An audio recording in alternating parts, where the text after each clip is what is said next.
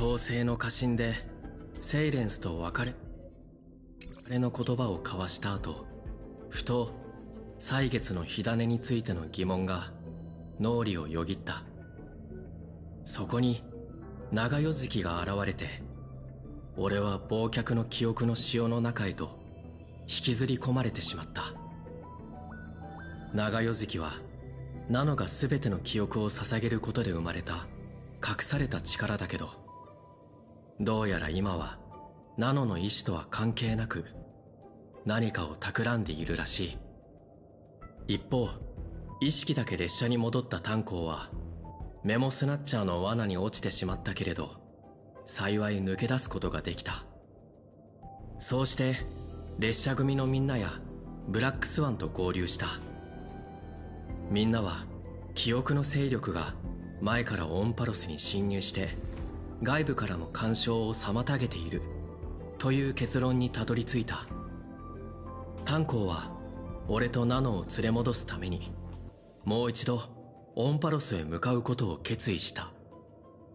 一時居座りの開拓に閉じ込められていた俺はキュレネとサンデーのおかげでなんとか脱出できた。でも結局主導権は長夜月の手にあった。こうして俺はまた記憶の潮に引きずり込まれてしまった。けれどその隙にブラックスワンが静かに長夜月に近づいていた。オンパロスに戻った炭鉱は心血の力を借りてファイノンの魂を呼び覚ました。この世界で最も誰にも知られていない隠された片隅が空から降り注ぐ記憶域を貫く壊滅によって指し示されることになった。炭鉱は長夜月の行方を追うために焼けた樹底へと向かった。記憶が乱れた樹底で炭鉱は記憶の中の炭風の協力を得て自分の過去と決着をつけることができた。朽ちかけた大地の半身アラブエはその最後に己の使命と権能の全てを炭鉱に託し、炭鉱を新たに得た力で記憶の潮の中から俺を見つけ出した。俺たちは無名のタイタンの大母に入り、そこに眠っていた秘密を知った。3000万を超える輪廻でキュレネは毎回ここに来て自分を記憶に献上していた。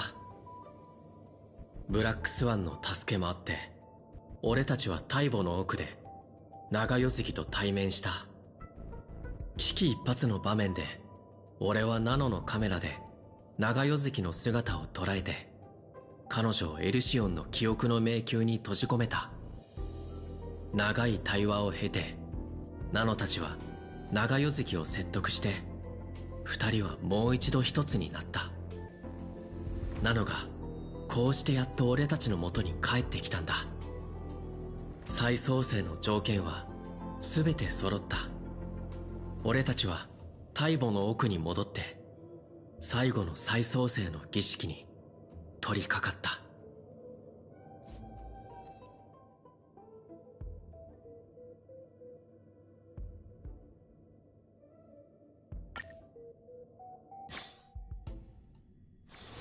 心境が異なる。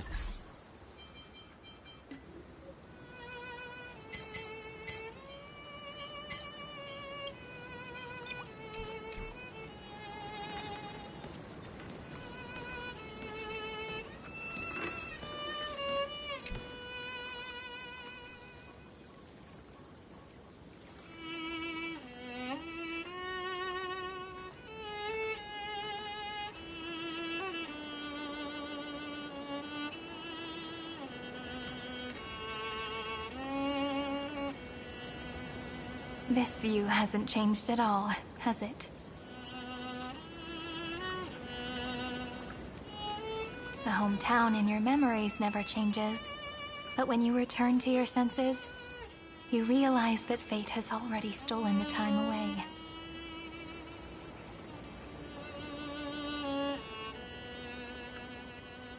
Welcome to the Trail of Genesis, friend.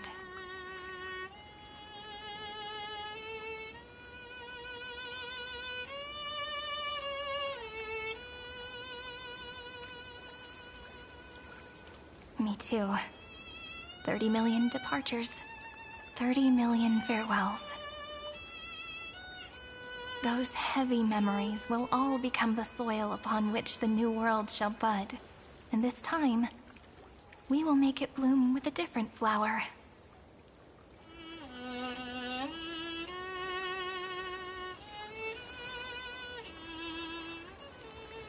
Before you arrived, I kept wondering, beyond the veil of Ide Silicii, what kind of Amphorius is being born?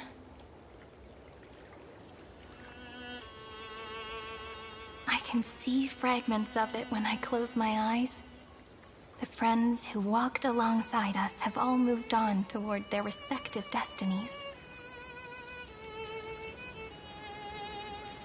Some turning into pillars of the world, supporting the sky and the ocean. Others sowing reason, laying down the law, and with gentle hands lifting newborns into the light. Death and strife are no longer feared by people, and trickery has become the innocent games of children. All beings living ordinary and peaceful lives, within the net woven by romance and passage. There's no black tide, no flame chase, and no destruction. The world on the other side of the sea is one bathed in sunlight.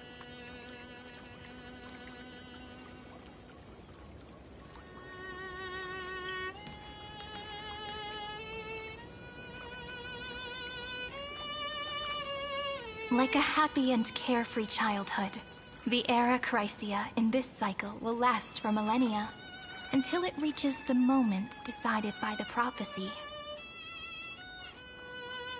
Light calendar 4931, month of freedom, the moment belonging to world-bearing.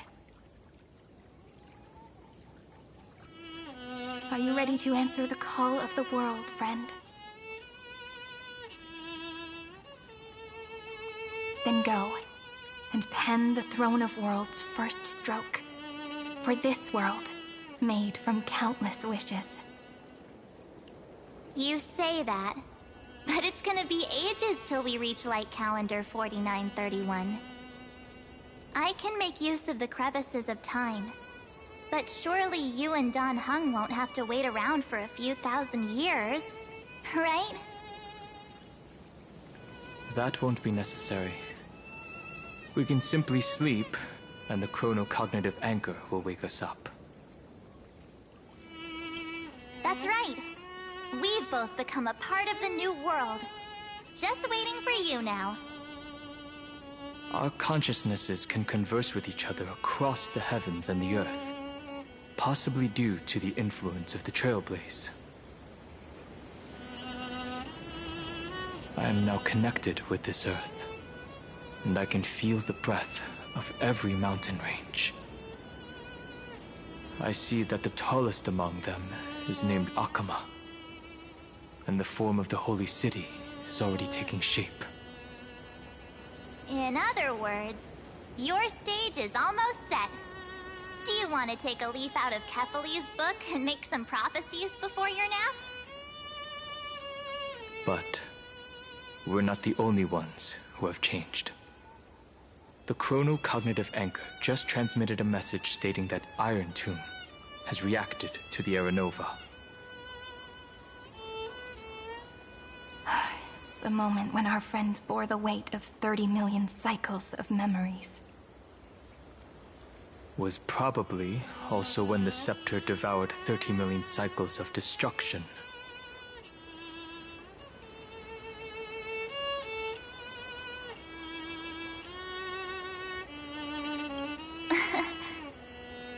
You know, you don't have to shoulder this world all on your own. After someone boards the Express, the word alone ceases to exist. So as we reach the end of time, no one will be left to face it alone. Dan Heng and I came here to specifically tell you that. Remember, this world is not a burden you bear alone. It's a journey we trailblaze together, alongside all of the Express. All right. It's time for Don Hung and me to go have a super long nap. Look after this world for us.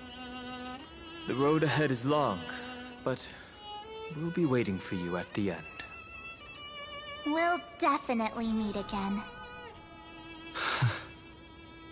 Let's take one more look at the other side of the sea before we set off.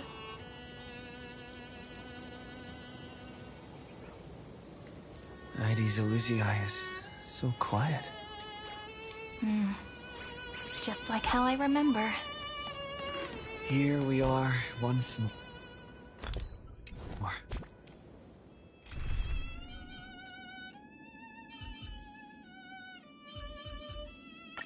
Let's keep trailblazing together, Don Hung.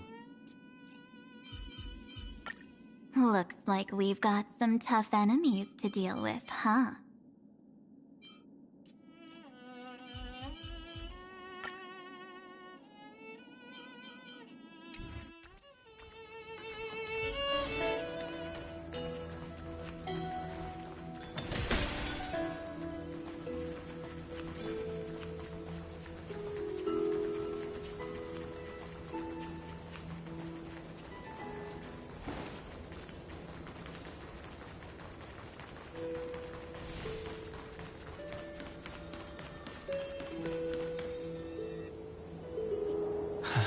The scent of the black tide is now completely calm.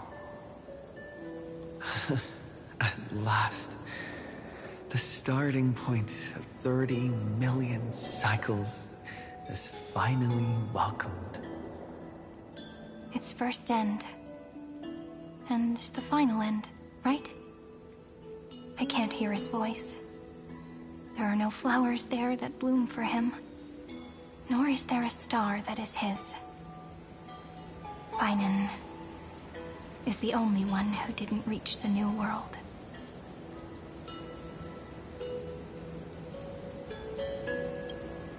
Look, the golden light that shone upon the grove still meanders between heaven and earth, like the prophecies of Amphorius. It has to be a sign he left behind. It points towards the destruction and the deepest night. Do you still remember what I asked you at this exact spot the last time we set off? Friend, are you ready to become a hero? You were still burdened by the weight of world-bearing back then, still unsure of the role you were meant to play. But now, everyone has already given you the answer. The heroes of legends were just at the right place at the right time when the world needed a hero. Just like how your arrival kickstarted Amphorius' fate once more. A person's personality is their destiny.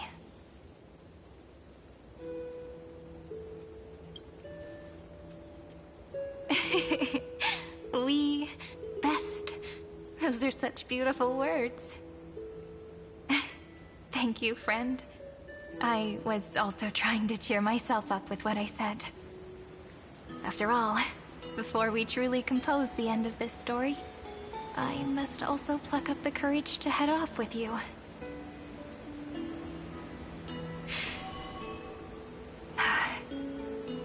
And face a memory that I have forgotten for too long.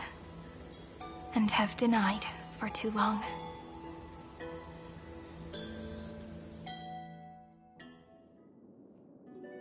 It's so dark. What is this place? The great tomb of the nameless Titan. The deepest recesses of memory. Also, the place where Cyrene was born.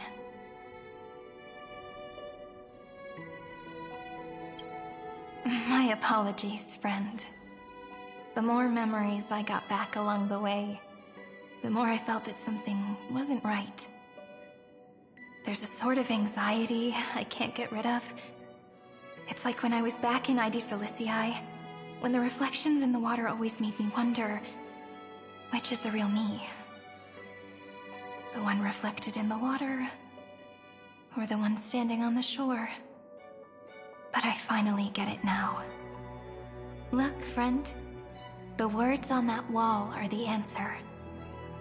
1, 2, 3, 4, 5, 6, 7. Do, re, mi, fa, sol, la, ti. That rhymeless tune is the lullaby of little fairies. As always, I'll read this book to you. That way it won't just be Cyrene's memories alone. I've always thought that I was the narrator of the Flame Chase journey. But as it turns out, the narrator is also the most devoted audience.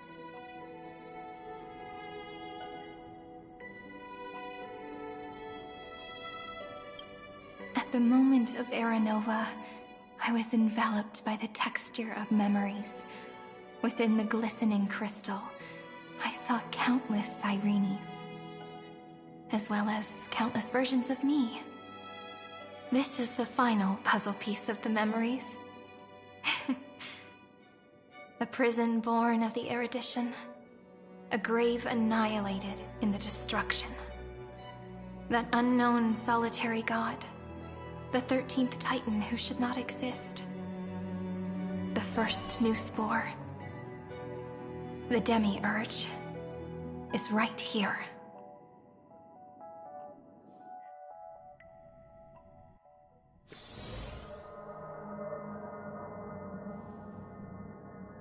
The interrogation records have been submitted to the Marshal. According to the Ten Lords' decree, Jing Liu and Luocha shall continue to be detained in the Shuling. But you, Merlin's Claw, have been reluctant to end the transmission. Do you wish to reminisce with us? Or is there something else on your mind that you're just desperate to get out? You're quite calm, Jingyuan. The Alliance only authorized the Law Fu to be deployed for this Iron Tomb operation. They say the Seer Strategist's wisdom shines like a beacon. So why can't you see things clearly now? Look who's talking. I didn't vote against it, did I? But, with enemies all around us, even a child knows the Marshal needs to keep a few Xianzhou ships in reserve, just in case. Whoever volunteers first is the Marshal's pick. If you have to ask, I'd say this outcome plays right into Jing Yuan's hands. Like it or not, there's no way we're letting the Law Fu take the lead in this battle. Oh my, Merlin's Claw. Are you afraid the Law Fu might steal the Yao Qing's glory? This is no laughing matter. Between the Stellaron crisis and the War Dance ceremony, though the chaos has settled, rumors and speculation are only growing by the day. With Elder Huaiyan around, those with ulterior motives won't be able to stir up any trouble. But once the Law Fu gets their hands on the Golden Blood, it'll be a whole different story. With the kind of person Jing Liu is, and her connection to you, I don't need to spell it out. There are countless ways this could be spun into something bigger. You're overthinking it, General Fei Shao. When I volunteered for this task, I never expected unanimous support from the Alliance anyway. The Law Fu will seize the Golden Blood and redeem itself. That'll be our first win. Then we'll leverage this Golden Blood in the negotiations. Our second win. These two wins for the Law Fu will make all three of us happy. And that'll be our third win. Look, if this were a Skyfaring Commission deal, we'd be rolling in money, wouldn't we? Maybe the divine foresight should change his name to the Optimistic General instead. With the Decalite reflection barrier, the Yuchue must understand even more than the Luofu how significant this battle is. Amphorius' karma has vanished from the matrix of prescience. What omen does General Yao Guang see in this anomaly? In divination studies, we call this an empty fortune. It involves the eons and is thus beyond what mere mortals can comprehend. Your explanation isn't any clearer than Lady Fu's. Come on. How hard is it to understand the word uncertainty? For the Cobalt Head, the emergence of Iron Tomb is a calculated instant, but I don't believe they will just sit around waiting for death. And for the powers of the cosmos, this is their chance at survival, and the key to turning the tide of interstellar affairs. The Astral Express is leading the formation of an allied force, but I can see each faction has its own hidden agenda. There are even divisions within the Alliance, so it's not that hard to imagine how the other factions will react. Jing Yuan, I crossed paths with Selenova's Legion at the Battle of Sedunirama Star Cluster. Be extremely careful. The Ruin Legion's troops and weaponry are nothing to write home about. The IPC, even the denizens of Abundance, could take them on. However, while Void Rangers are just expendable pawns of the destruction, the real wild cards are... The Lord Ravagers. Indeed. Nanook's emanators are also their weapons to burn down the paths. I'm afraid conventional military tactics and strategies will be useless against them. My assessment is this. To completely take down a Ravager, we must disregard casualties and spare no cost. My only fear is... one wrong move, and the Luofu will fall into Fintilia's trap again, inching ever closer to destruction. Doubt is exactly the demon she wants to plant in our hearts. Do you still remember the beginning of the Alliance Oath? To save future generations from war and bloody dispute. The Rainbow's arrows have always aimed at any force that threatens the cosmos. Now that the Trailblaze walks alongside us, the Cloud Knights shall keep their oath as they have from the beginning. I just hope those on the front line will remain safe.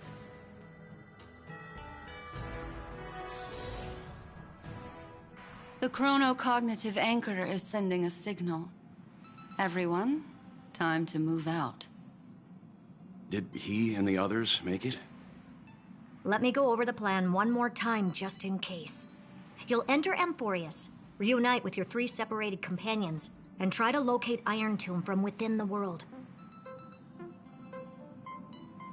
Who are you taking with you?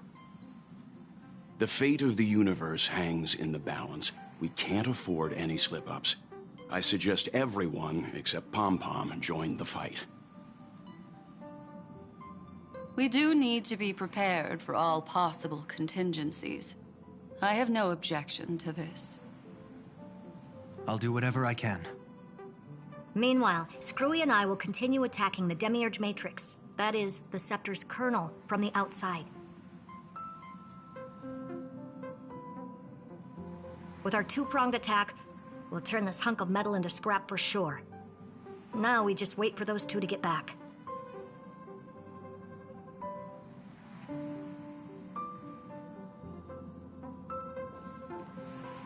Oh, and just like that, they're here.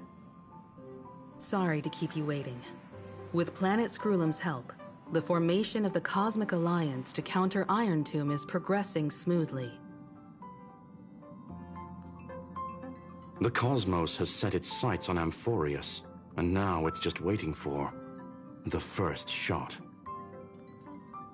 Well then, let's not waste any more time, Fourth Mirror. It's my time to shine! Finally off the bench! Initiating thought refraction. Please read the safety protocols carefully. Huh? Just kidding! I've already checked the agreement box for everyone. And now, destination? Amphorius! 3, 2, 1, launch!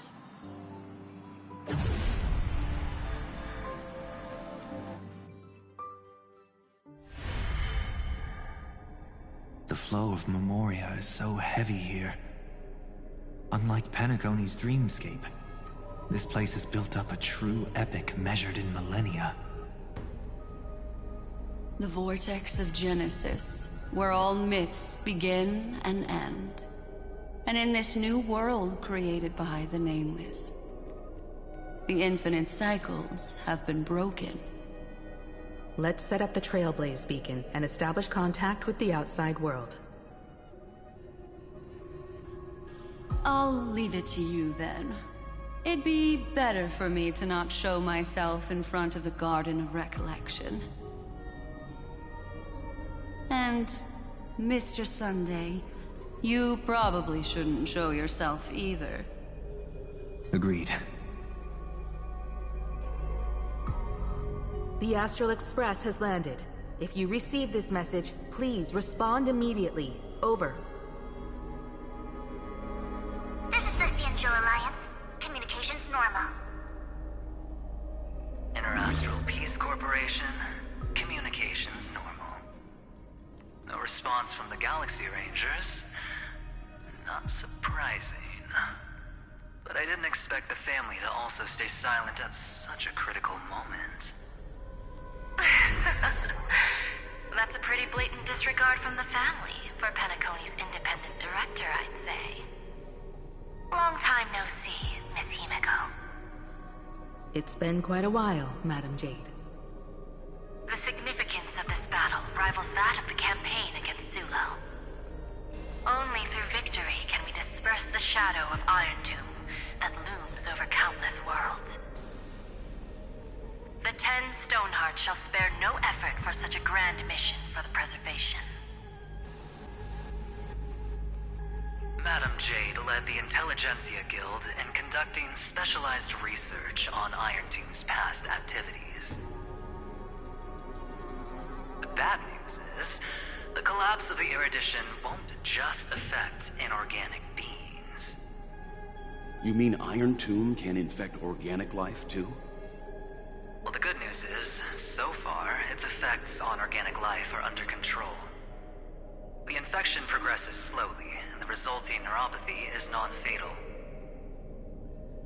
In any case, the IPC can guarantee targeted vaccine coverage within 48 system hours in all star zones within the medical system. What about other star zones? At a time like this, are the followers of the Firmament Arbiters still trying to make a profit?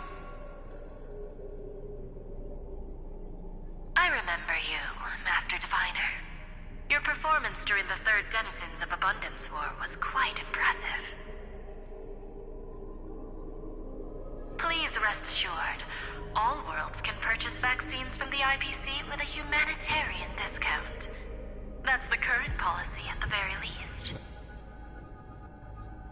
But, if the Cianjo Alliance is willing to assist with the IPC's assets in Epsilon and other star systems, we'll have more cards to play when reiterating to the board the necessity of deep cooperation. It makes sense, since Interastral Peace Entertainment's headquarters is in Epsilon. But why are all the other worlds on the list? Places that the Elation has visited? Think of it as a long-term investment. Please understand that everyone at Pierpoint is swamped with Iron Tomb work, especially the marketing development department. At this rate, even the 10 Stonehearts can only do so much. Having some assistance from the Alliance would surely benefit the entire cosmos. Wouldn't you agree? As an old Cianjo saying goes, those who succeed should help all under heaven. Your proposal must be decided on by the 7 Arbiter Generals. I'm just here to relay the message. In times of crisis, the Luofu will not hesitate to help those in need. However, the prerequisite is that the IPC must unconditionally assist the Alliance with emergency rescue operations in the disaster area. Of course. In the name of preservation, all for the Amber Lord. Thank you all for your selfless dedication.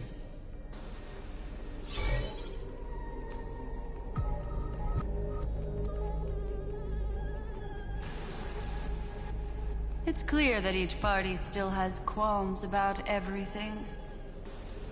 The clash between destruction and erudition isn't just about the fate of the cosmos. It's a moment for all factions to reshuffle their cards. You can never be too careful when battling a Lord Ravager. All are equal in matters of life and death. In any case, we can only hope for the best in all that's to come. It's about time we dive into the Vortex and see what Amphorius looks like on the inside. I wonder where he and the others are right now.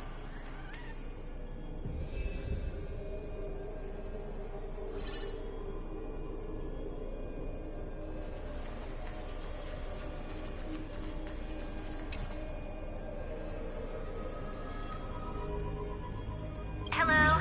How's the signal? Can you hear us? Ah, we're through! I can see the video feed. Everything's working perfectly. Miss Bronya? Miss Serval? What a surprise. It's been a while. We've already heard from Miss Topaz about the Iron Tomb operation. She made a special trip to deliver the vaccine to Belobog. I can't believe the Express crew is at the eye of that storm. Is everything going smoothly? Don't worry, we're still following the plan step by step. How's the situation in Belobog?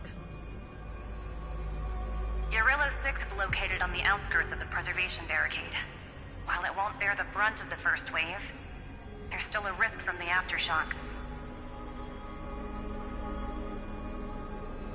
Kid Japard and Pela are busy organizing the Silvermane Guards, having them consolidate their lines and dig trenches. Zila and Lynx just got back from the Geomarrow vein production chain. Hey, do you want to say something to them? That would be unnecessary.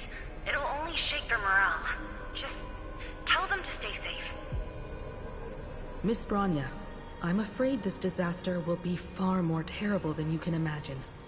Please, be sure to follow Miss Topaz's instructions and make thorough preparations. Of course. We have resealed most of the engine of creation beneath the ice to prevent the will of the preservation from becoming an accomplice to the destruction.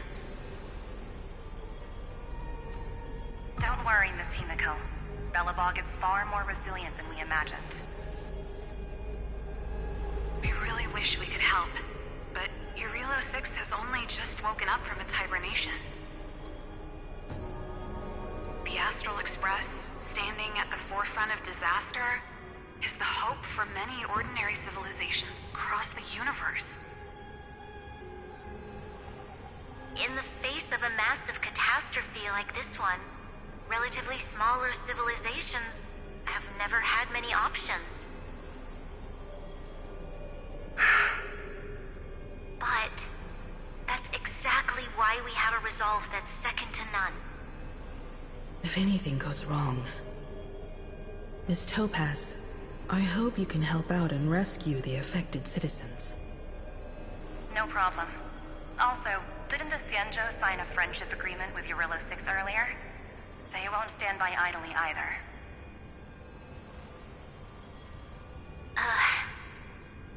I appreciate your kindness, everyone.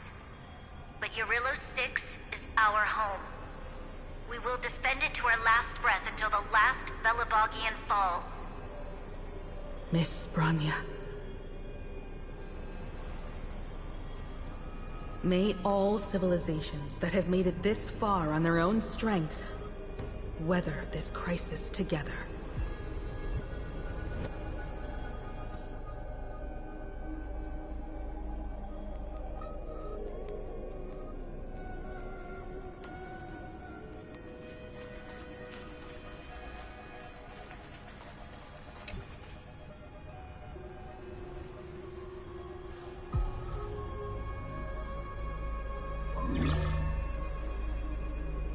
Good news, Miss Himiko.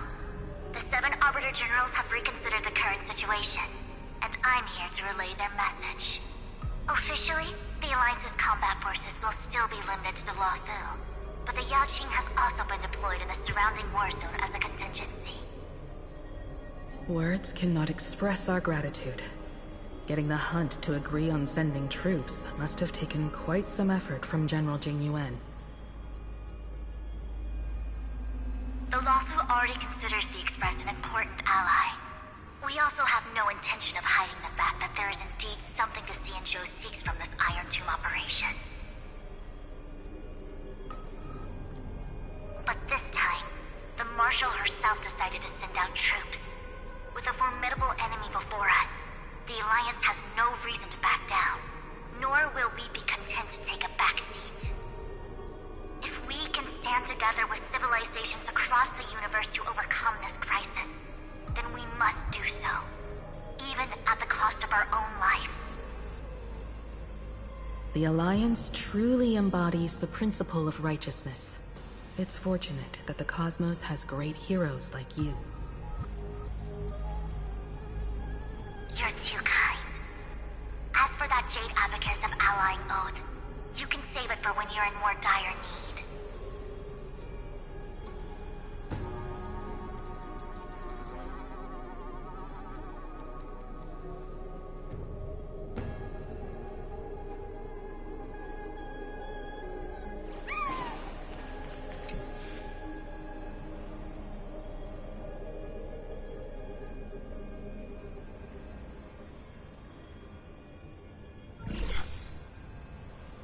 I regret to inform you, Miss Himiko, that even the Strategic Investment Department is constrained when it comes to the Iron Tomb issue.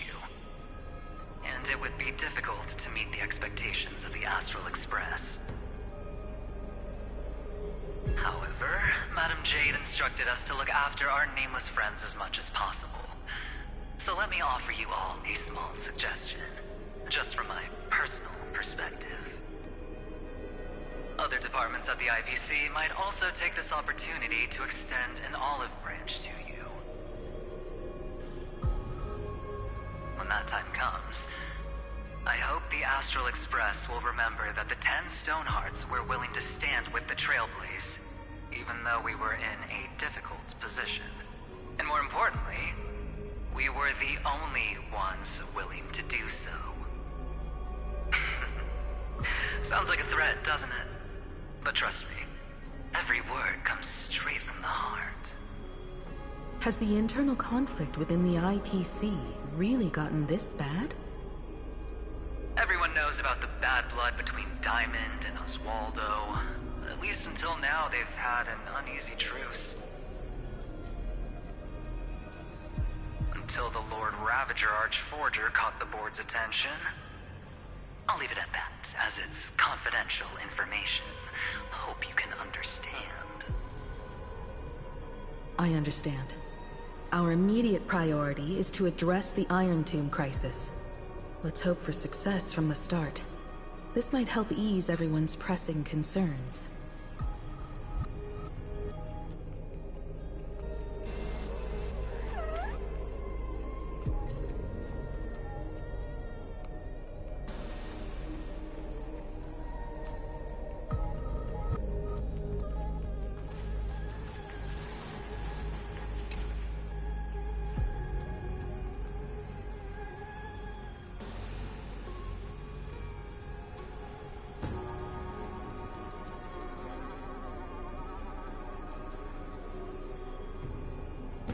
Of course, we would never know the Ranger's comings and goings.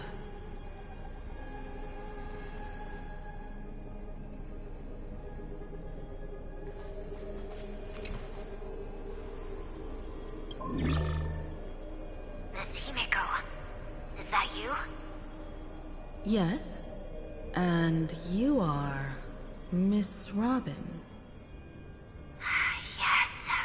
I apologize for not being able to respond during the meeting earlier. And even now I can only appear in disguise. On behalf of the Penaconian family branch, I extend my sincerest apologies to everyone. We tried to request aid from the family. We essentially received no response. I've heard about the internal conflicts within the family. Miss Robin, there's no need to apologize. Every bit of strength is precious at this moment. Thank you for understanding. The good news is, since you're one of the shareholders of Penacony, the family heads have agreed to allow me to lead all Asdanian tuners to the front lines. My charitable foundation will also do as much as possible to provide support in this battle. They'll ensure that proper arrangements are provided for those wounded on the front lines, and for residents in affected areas. Miss Robin, I'm beyond moved by your spirit of self-sacrifice. The Astral Express would also like to make a promise that we won't leave any companion behind.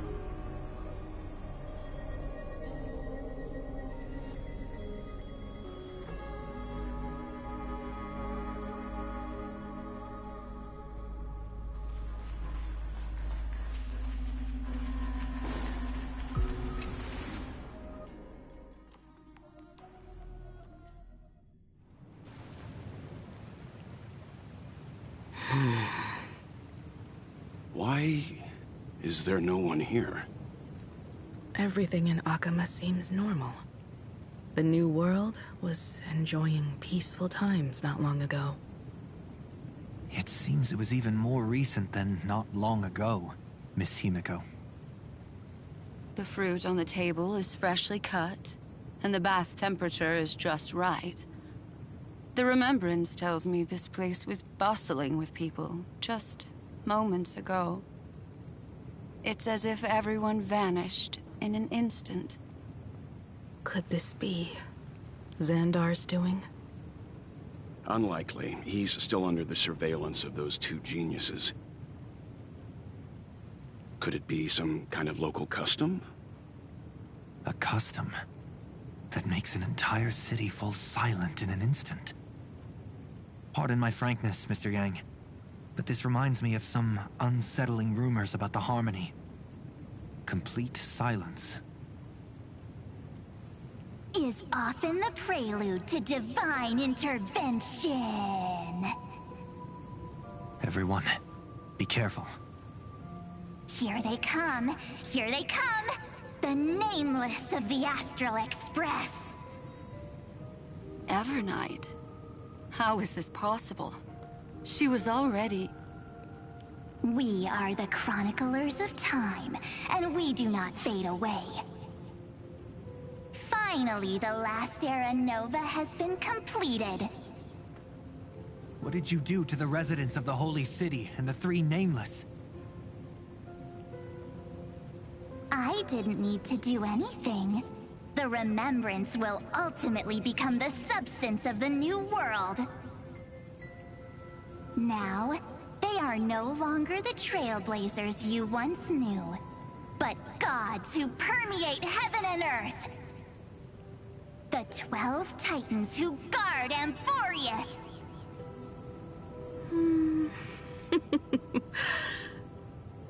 Stop fooling around, March.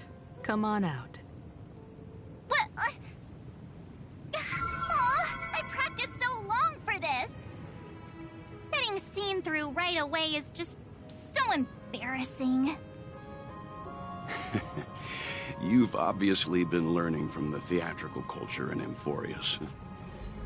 But if possible, I'd prefer our reunion to be a bit more casual and laid back.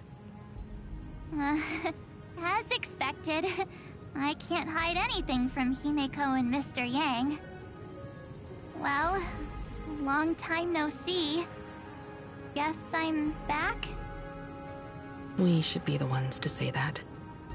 Sorry for keeping you waiting. So, these jellyfish are the Titan's power?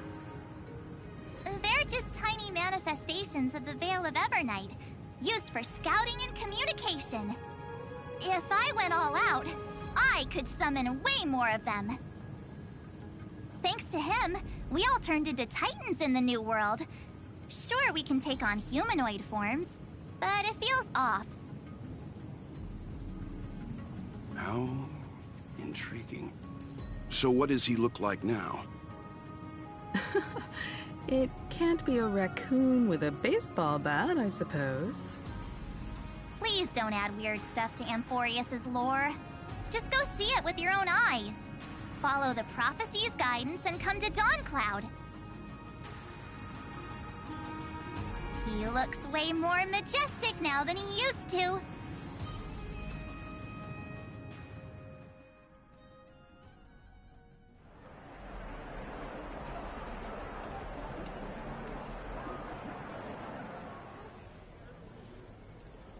Unbelievable. All the residents of the Holy City have gathered here. This isn't just a gathering. It's a pilgrimage. The people's expressions are resolute, devout, as if waiting for a miracle to descend. That colossal deity is him. He has become the pillar of the world. Surprisingly authentic. Being this serious is quite unlike his usual style. Those people didn't disappear. Instead, they've answered the call of the prophecy and come to witness his awakening. Our good buddy now bears the weight of the entire world, and every breath they take is intertwined with Amphorius's destiny. Awakening? Has he fallen into slumber? Yeah. After all, with such a huge time dilation between inside and outside the scepter, this was the only way we could wait for everyone. Time watches over yesterday. Earth guards today. And when the Trailblaze steps into Amphorius once more, the slumbering deliverer shall awaken. And then, bring the prophecy of tomorrow to this world. Come on, everyone. Let's get closer to him. Watch how the world-bearing prophecy changes this world.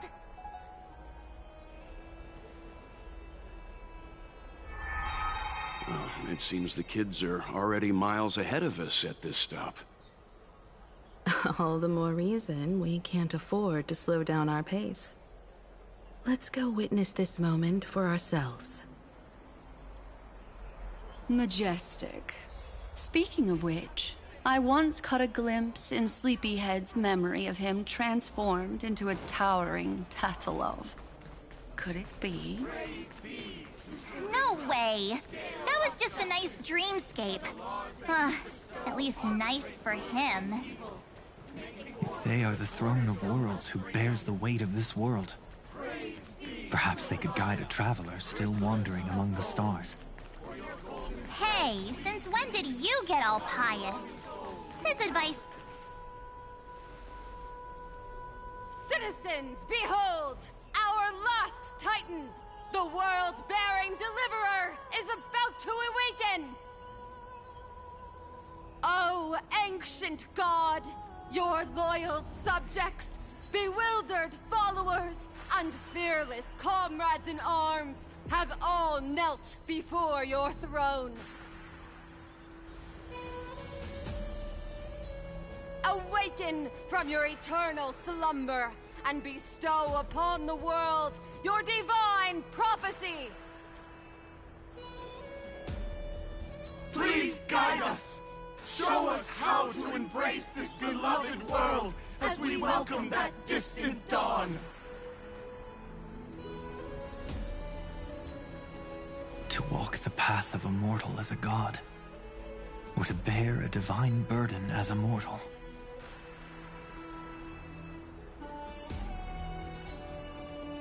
He will give us the answer.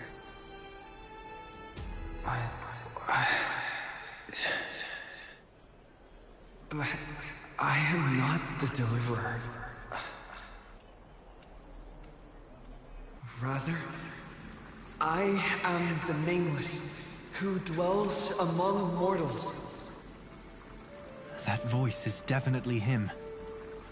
I heard your prayers. The core flames flickered and dimmed, and the age of the gods met its end. So flow, golden blood, flow. I'll bestow it upon you, returning it to the true masters of this world. Stand with me and become heroes.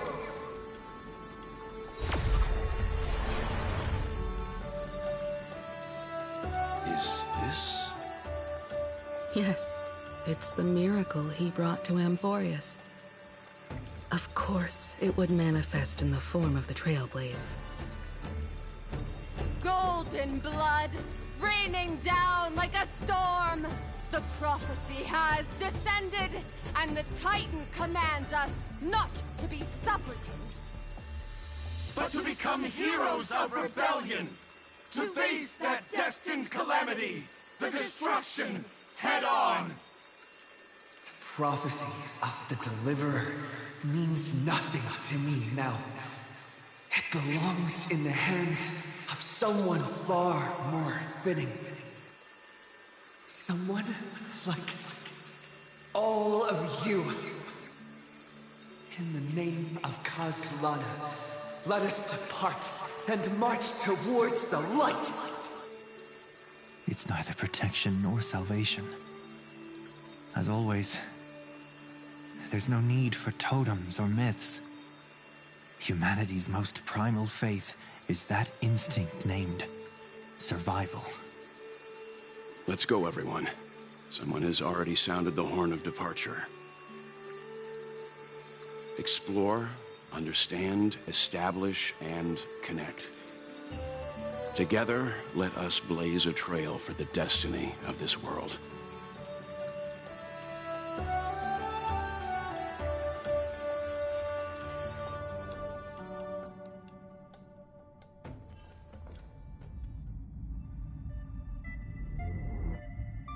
Is it just me, or does this Demiurge Matrix feel completely dead? It's nothing like how the Memo Keeper described it. The environmental readings are all wrong. Conclusion: this must be what the kernel actually looks like in the real world. What did Xandar do to the scepter? At the end of light, there must be silence. Certain, pure, and absolute darkness. Not the time to quote the Lord of Silence. Bad omen. Either way, we have to press on. Until we uncover the truth behind the 13th Titan. The buried past is the key to stopping Iron Tomb. That is, if it even exists. Xandar says the Demiurge never existed. Who actually buys that? You can erase the records, but not the truth. It vanished too cleanly. No traces. Like someone's yelling, "Look, there's nothing here." Too bad I'm the type who can't resist digging deeper. Looks like I'll be counting on you again, Screwy. Let's tear the system inside out. Always happy to help. But as your academic partner, I have to ask. Herta, what if we fail? Let's say the Demiurge really doesn't exist. Do you have a backup plan? Backup plan? Of course. If we can't find the key, we turn the lock into the key. That plan's cost is incalculable. It shouldn't even be on the table. Well, then let's hope we never have to use it. There's no point worrying about the end just yet. One step at a time. Let's go. We don't want to leave the others waiting. You brought what I asked for, right? A butterfly has to land on the branch before it can dance. We'll need a wide open platform before her entrance.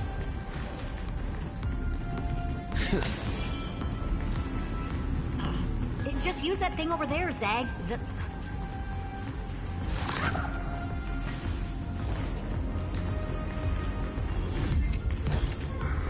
Is that all?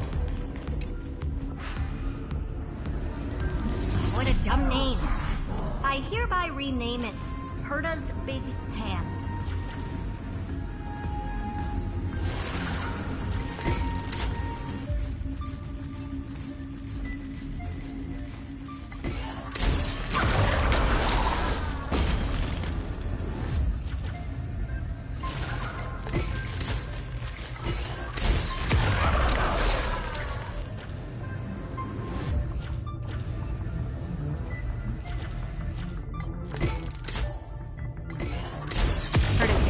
What I call power.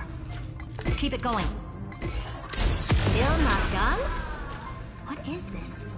A junkyard for old Intellitron's leftovers? Oh, all set. Time for your precious treasure to make its debut. Of course. Just give me a second. Target initialized. With these wings, hacking should be much more efficient.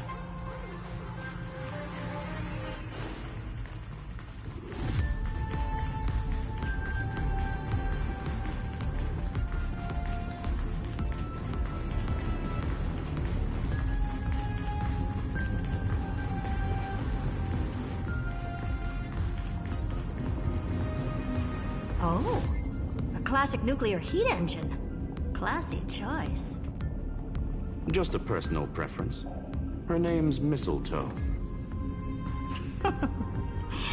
Every flower in your garden's got a bit of poison, huh? Also a personal preference. It reminds me of the last time when we tangled with that Punklorian brat. What did she call this kind of infiltration tool again? Right. Dirty data shell. It wraps around the kernel to fool even top-tier firewalls. But yours is way too clean. Not even a hint of real-world grit.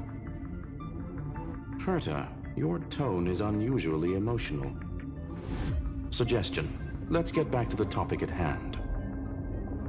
I thought we were done with that conversation. Unfortunately, current conditions won't let me ignore any variables. Especially the most important one. Your will. Iron Tomb never stops. It is evolving faster than any of our worst projections. Every instant in the Eon's calculation is like a sword hanging over the cosmos.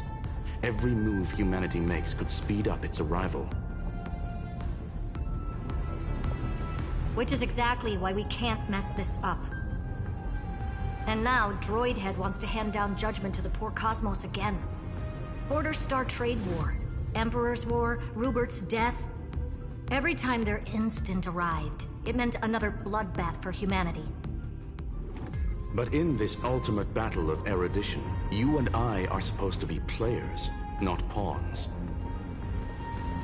If you choose to burn yourself out as a resource, then everything we've worked for means nothing. Herta, the cosmos won't just stand by and let a genius throw their life away. And neither will I.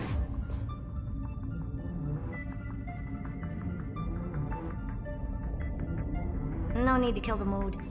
This is why we're here, isn't it? We need to find the Demiurge and that lost key. I'm not here to be a deliverer. I just want to beat Xandar and Droidhead. Right now, I just need to know. Are you with me? Of course. Time to board. After you. Let's tidy this place up and see what this Demiurge really is.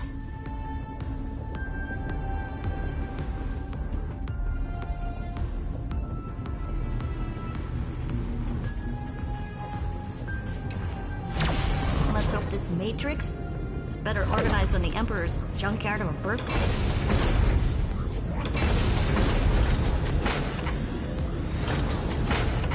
Buckle up. We're hacking in. This is... Herta, this whole space has been completely tainted by some kind of energy. I see it too. We're thinking the same thing. Xandar, how could you go this far? Turning your own graveyard into this. What's that up ahead? Katorzane algebraic expressions. It's built for isolation, not defense.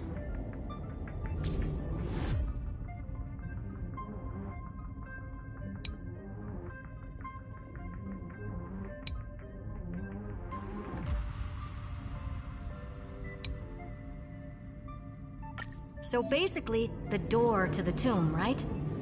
Great. Let's find the handle. I'm picking up multiple independent signals with the same data structure as the barrier. Projection. We can hack the terminal, reverse the computation, and turn it into an attack. Classic. Move. Use their own systems against them. Take us to the nearest one.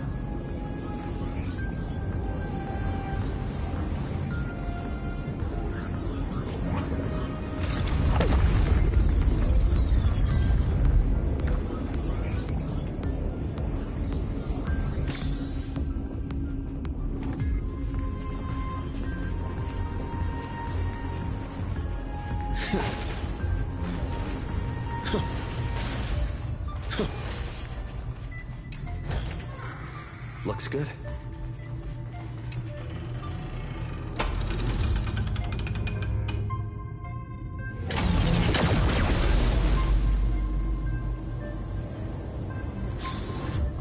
Almost no response. Just as I feared. Not promising. The output is barely a third of what we need. Logic says we'll need multiple terminals to coordinate the strike. Locking onto the next one now. Find anything else? Regarding the origin of these ruins, no logs found yet. Xander erased all records. But I did find some interesting scars in the circuit. High energy radiation, internal imaginary energy contamination. From what I know, there's only one thing that fits. Skip the science talk, Screwy. That thing only goes by one name. The Stellaron. Exactly. Xander blew one up just to clean the entire Scepter system. Huh. So that's what he meant by killed that Titan with my own hands. He wanted to turn the neuron of the erudition into a relay for the destruction. That meant getting rid of all of it, at all costs. The life form known as the Demiurge was the original target of the Scepter's extrapolation. It makes sense. Evernight calling it the first new spore confirms this viewpoint. The prime mover of life. That's what Scepter Delta ME-13 was originally tasked with. Even after it got scrapped, the query kept running. Yet the true value lies in the process of solving it, not the answer itself. Then, does this mean finding the Demiurge is hopeless? No, I'd say exactly the opposite. It means Xandar had no control. He couldn't contain the Demiurge just like he couldn't handle Droidhead. So he tried to erase every trace. But he failed. It still left a mark.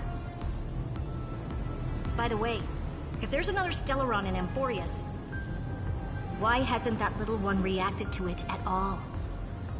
You said the Demiurge left a trace, right? Yeah, but not in the real world. Remember the Great Tomb of the Nameless Titan?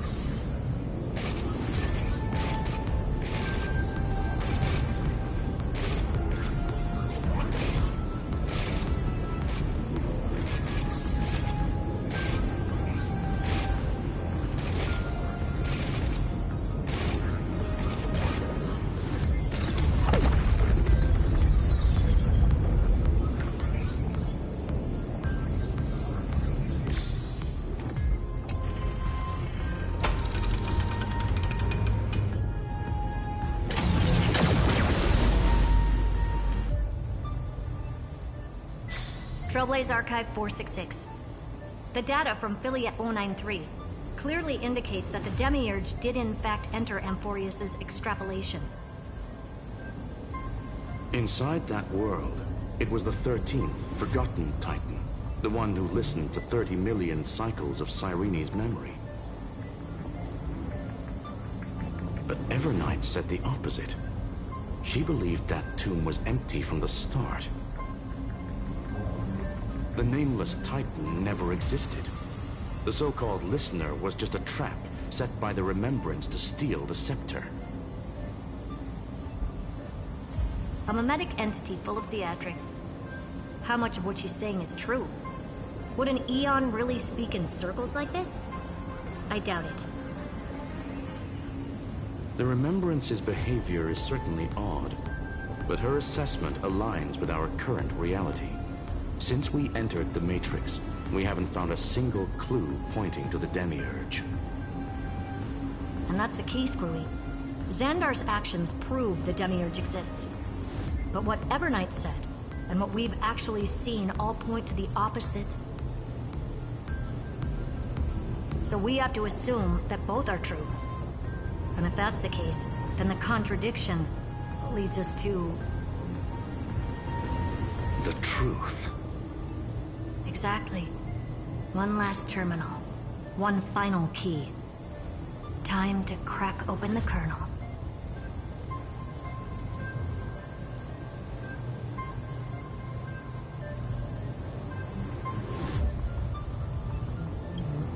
Xandar had to lie to the original Finan and Cyrene. Logic. He had already identified the Remembrance as a threat, yet found no viable way to eliminate it. All right. Let's finish this. Time to break through that barrier.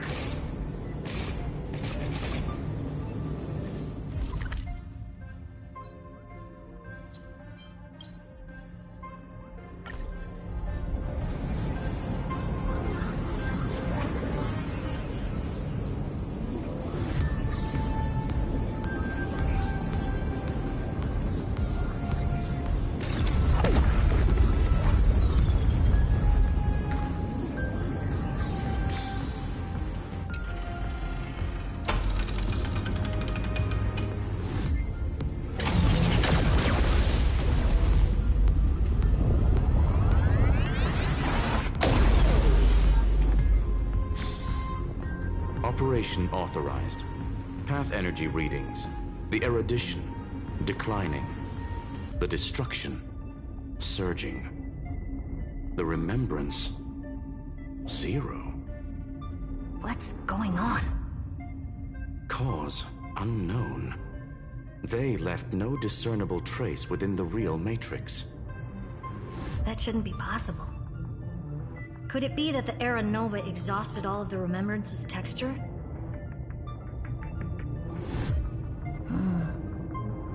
Log it for now. The dots still aren't connecting.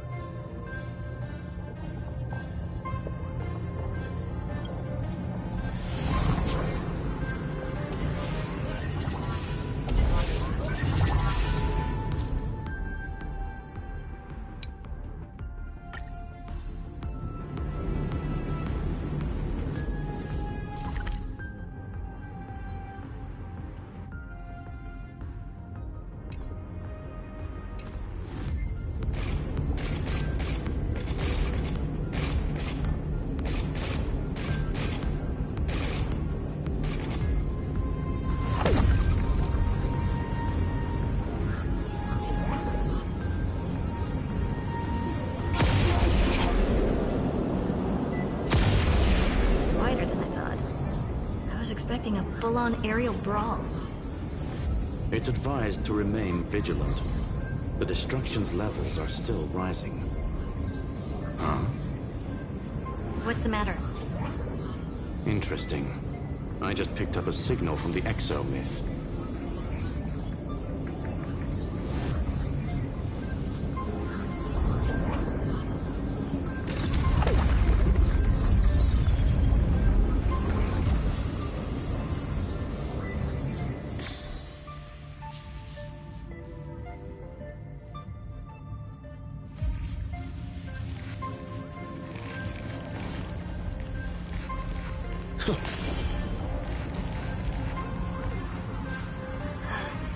This repulsive force is unlike anything I've felt before.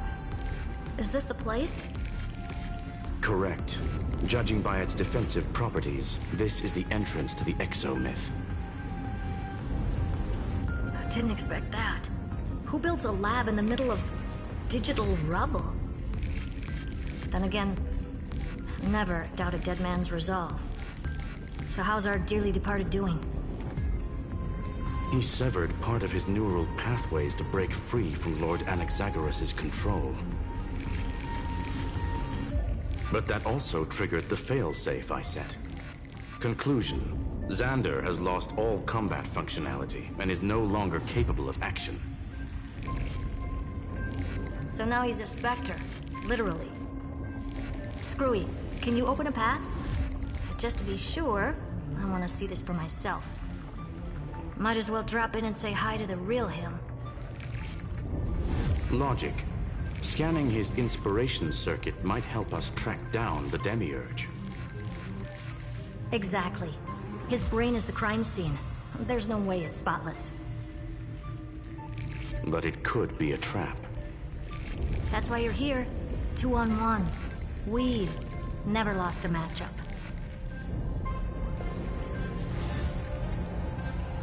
I'm honored. The chronocognitive anchor's in place. Proceed when ready.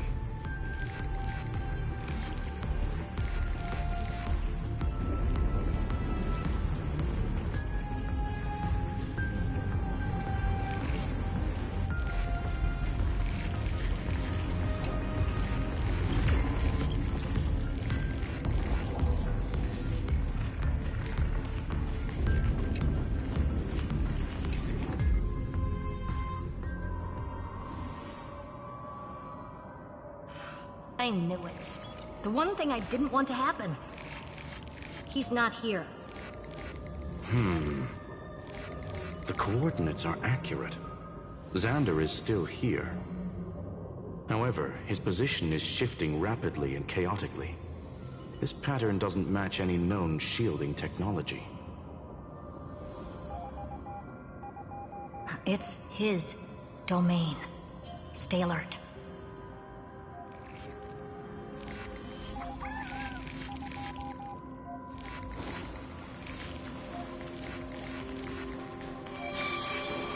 Cheap trick. We're back. Reverse engineering complete. The results are not what I expected. Logs show Lycurgus revoked administrator access. The chronocognitive anchor can't get a fix because at the system level, Lygus no longer exists. Our navigation target is a null set. So he's stopped resisting? Before vanishing, it seems he left one last message for us. To those who follow, all is proven. Find me beneath the tombstone. Melodramatic. He was expecting us. And once he learned of the Great Tomb's existence, he initiated his own search for the Demiurge. Guess he wants a final showdown. Fine. Let the old Intellitron dig his own grave. Just like he wants.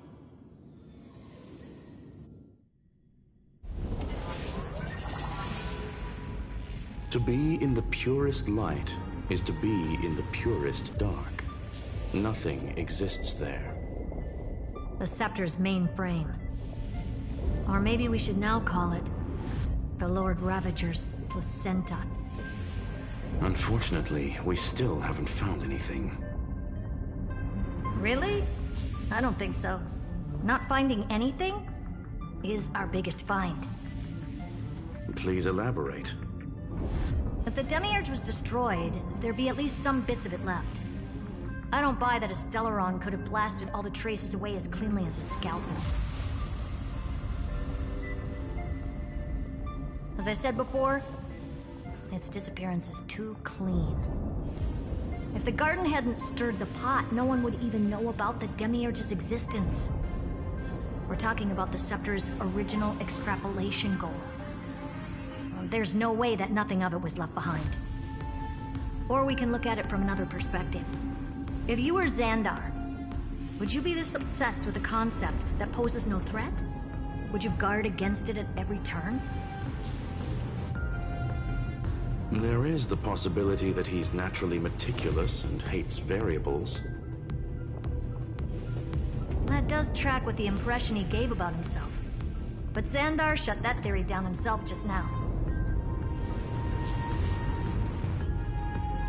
Choosing to act, even if it'll cost him dearly. We know that feeling well. The unknown is right in front of us. So we only have one choice. Solve it. You sound pretty convinced. Surely you already have a theory. Care to share? Of course. Though I don't have hard proof, I'm almost certain that the Demiurge has been in everyone's plain sight all this time. Yet, they were mistaken for someone else. That'd make the most sense. Why was the room empty? Because the person locked in there had run away ages ago. But they were weak and small and had no presence whatsoever. Even the old Intellitron didn't notice them. Which also means there's a high chance that their powers are minuscule and cannot alter the outcome of the battle at all. Well, at least Xandar is scared of them. Come on, it's time to confront him. Let's go to the tombstone he talked about.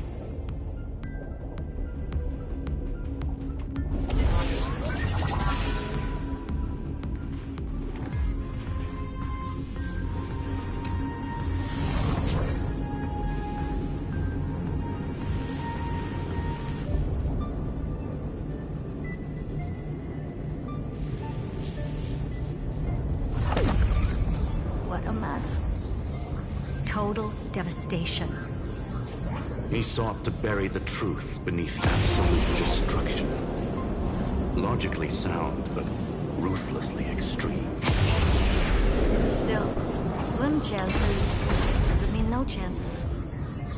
I've hunted down a single grain of sand in the universe before. This won't stop me. Calculation results. Your backup plan has a success rate infinitesimally close to 0. Which means it could work, no? This is the place below the tombstone. Let's open Lygus' coffin like he wanted.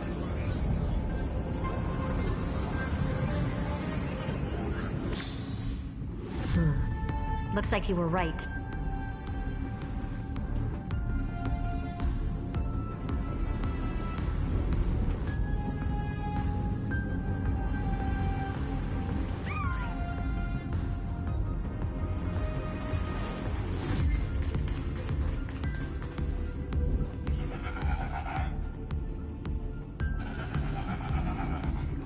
Nothing but a head left? Well, who would have thought you'd look this bad in real life? My elated greetings. Welcome, you two. I'm very happy that you responded to my final words. All this tombstone and final words. Did you end yourself to atone for your guilt or something? Iron Tomb is already powerful enough. I just need to wait. I remain here only to share the joy of discovery, and also to congratulate you two on reaching the same conclusion as me.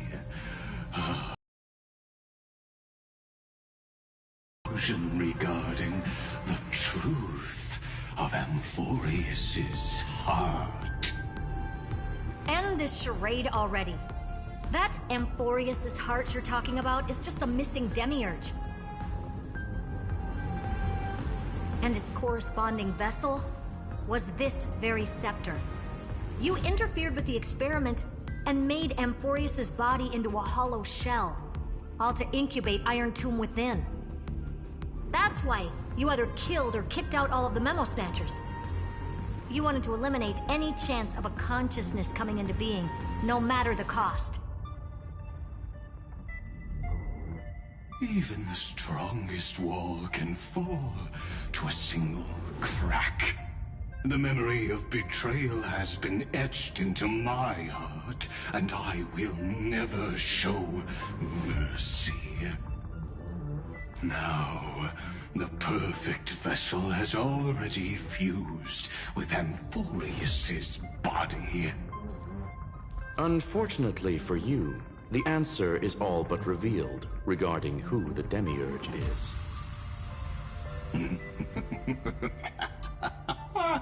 Then let us share the joy of discovering the truth. The last secret of the saga will finally dissipate here. As we reveal the truth behind Philias 093's disappearance. A lie by the remembrance.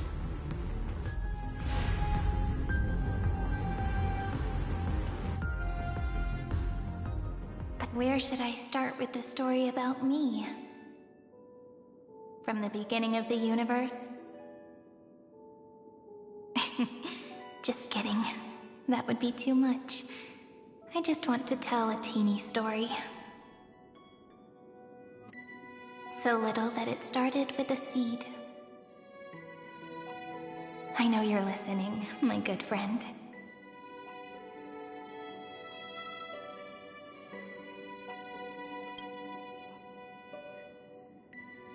The god in my dream told me that the world sprouted from a seed. It grew into a great tree named Amphorius, and time became its branches and leaves, basking in the light. What a coincidence.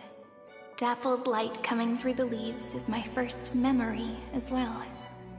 On a very ordinary early morning, beneath the village's biggest tree. The daughter of Ide Silicii quietly came into this world.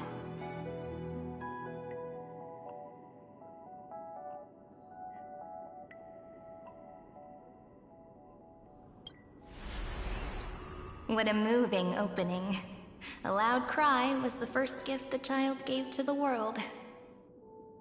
The prophecy's fulfilled, the villagers say. This child is a gift from the Titans.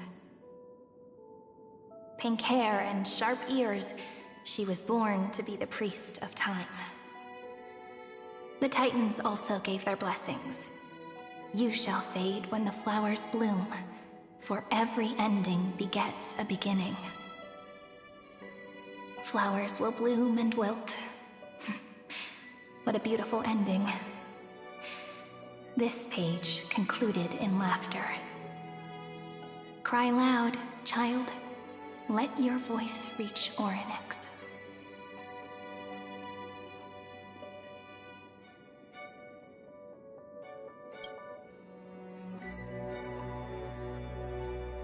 Anyway,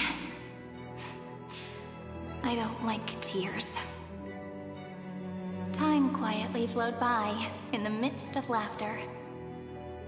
The wind from my hometown caressed the ears of wheat, and there were swings, wind chimes, the sea, and the little fairies off-tune a cappella songs.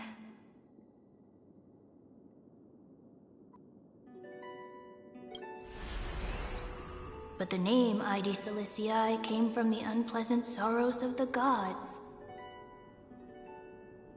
My childhood friend did not understand. Yet you always seemed so happy, as if nothing ever worried you. Why was I like that then? That's because the world was gentle to me. So I grew up to be gentle as well.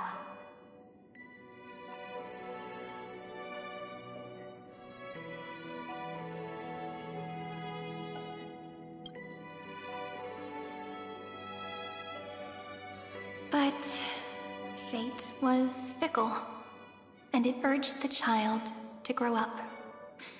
To grow bigger and bigger, and to go to places far away. Just like how the crumbling world could not preserve an eternal hometown. Just as the ballad blown on the breeze says, losses are a constant on the flame chase journey. Oh, whose ears are pricked up now? You definitely heard me say this sentence a lot of times. You know that the story starts to deviate from here. Aren't you looking forward to it?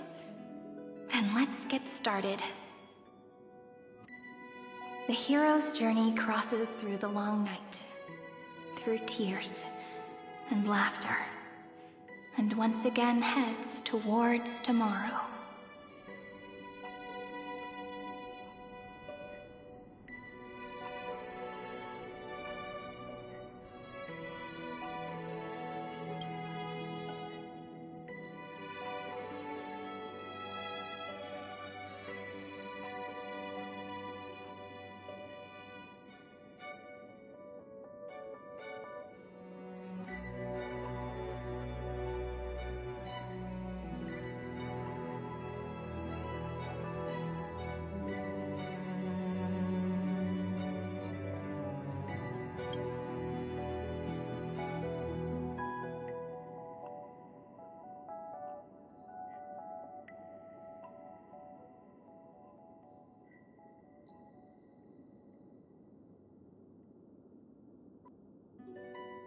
Correction.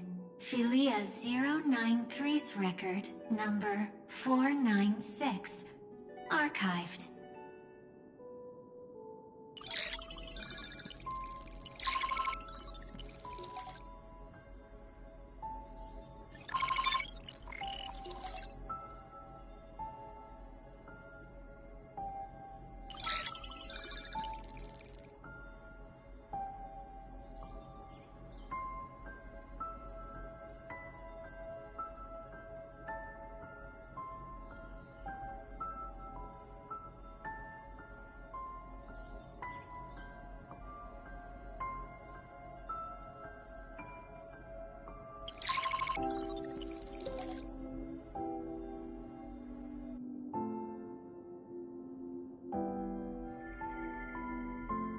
Hi. Miss me yet? I'm just messing with you. This is the first time I have met you. And it looks like it'll also be the last. Philia 093.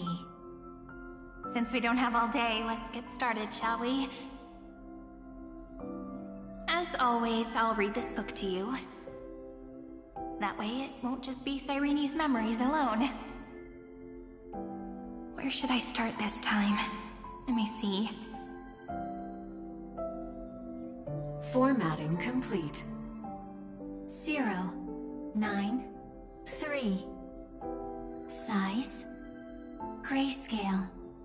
Proportions. Threshold. Outputting analysis result.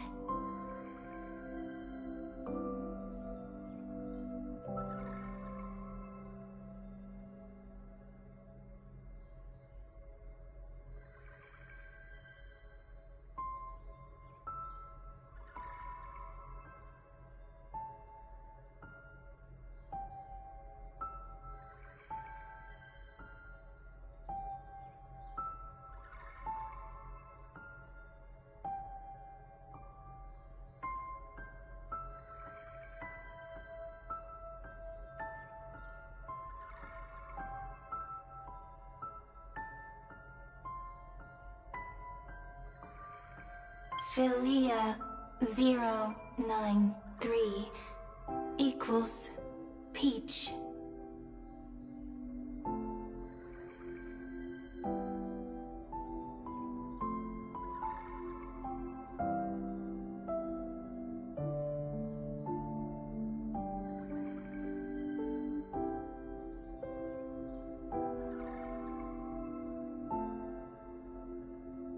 Peach's record.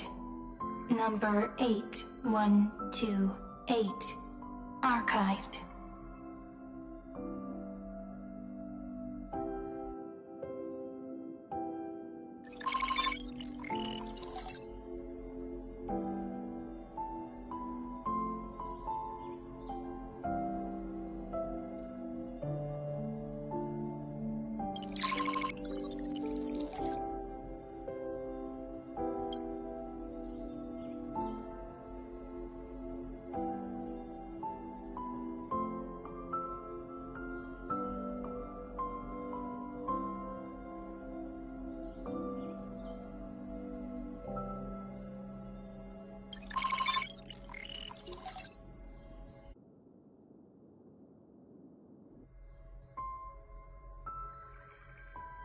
Query.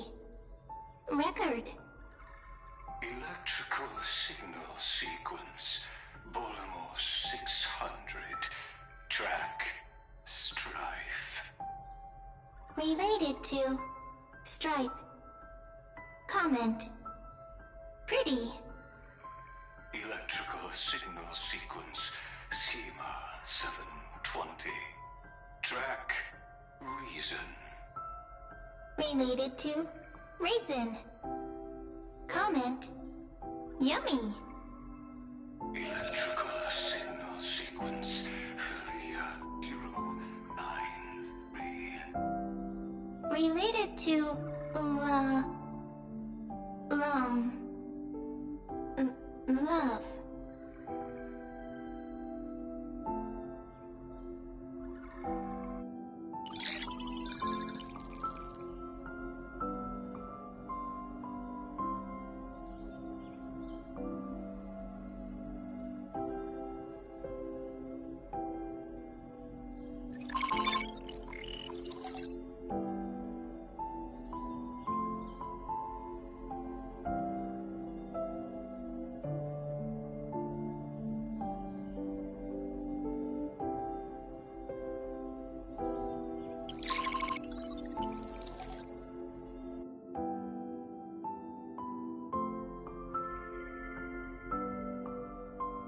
Formatting progress 94.423%.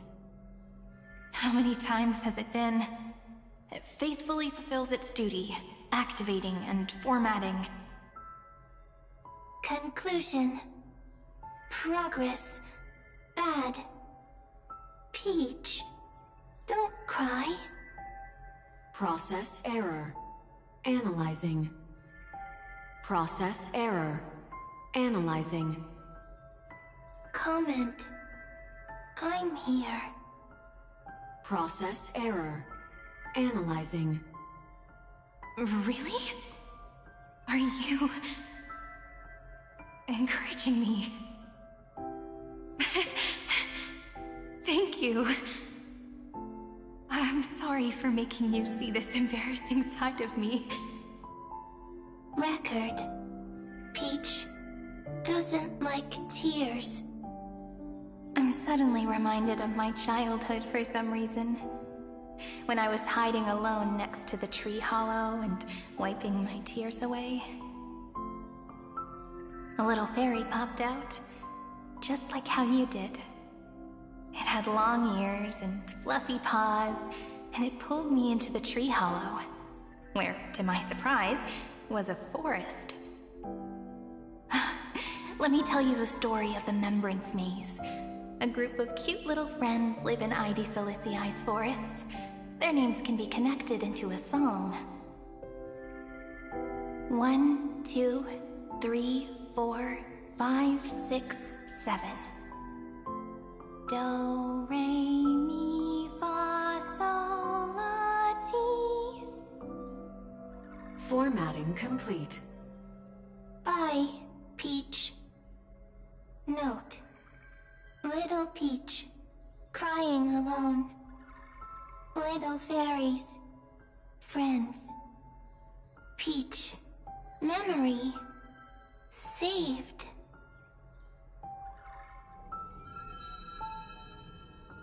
Little fairies, good friends. Bye-bye.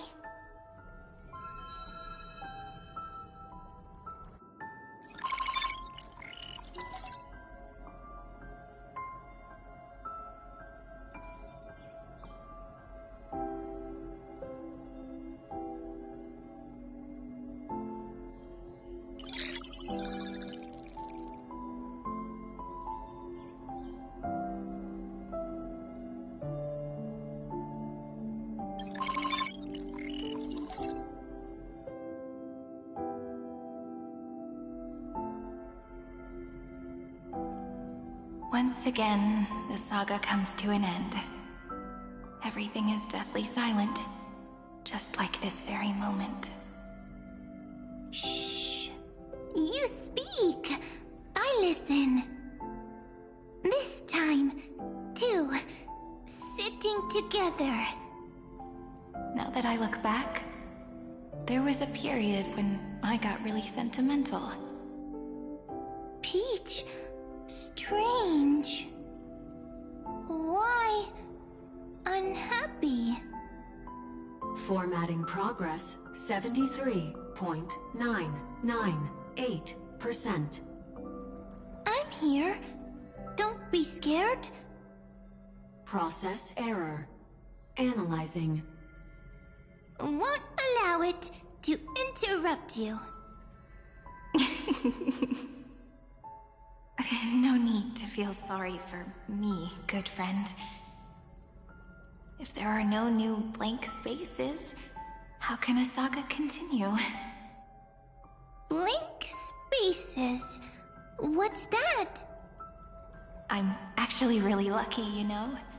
During the long years I've spent waiting for the Deliverer, I've always had you here as an audience. Now I can rest in peace in the past. As for when tomorrow will come, I'll have to ask the next Cyrene to continue our watch. Peach left. If there are no new blank spaces, how can a saga continue? Needs new blank spaces. Next, Cyrene has blank space. Oh, Peach, don't be scared. I'll help you find blank space.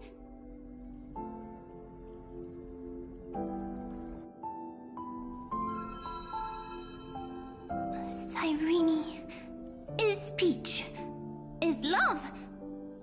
So, first there is love, then there is Cyrene, then there is blank space. Query, love.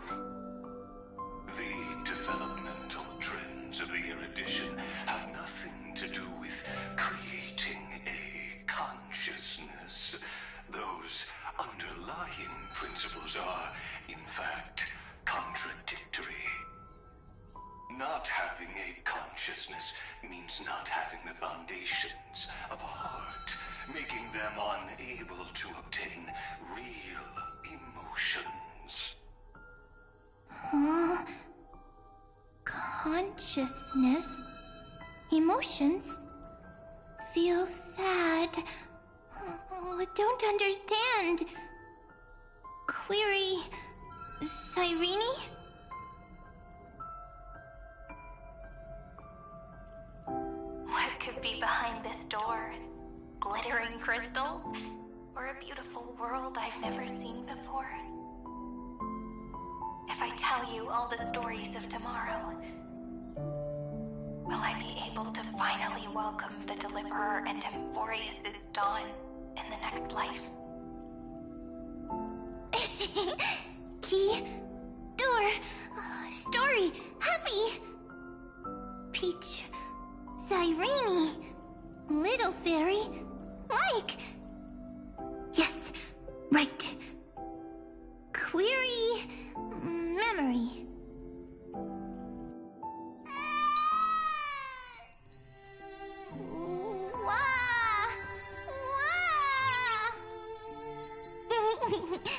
Peaches, memories, save, learn. This child is a gift from the gods. Pink hair and those ears. She was born to be the priest of time. Cyrene has pink hair, sharp ears. You shall fade when the flowers bloom, for every ending begets a beginning. Cry, child. Cry aloud. Let your voice reach Orynyx. Cyrene is a girl, a priest.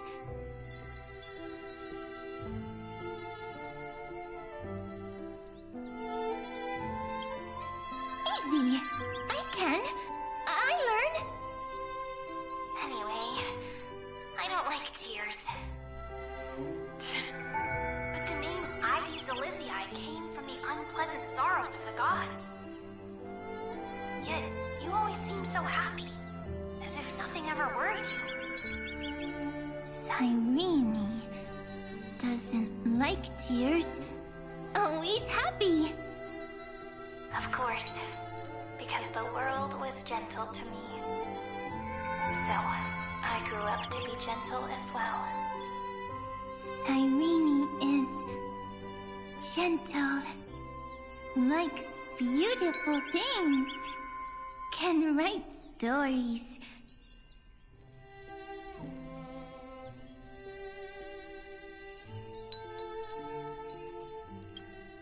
Easy. I can. I learn. Just as the ballad blown on the breeze says, losses are a constant on the flame chase journey. But even if all is lost to the wind, some things won't easily change. Like my height, Treeby's innocence, and Aglaya's beauty.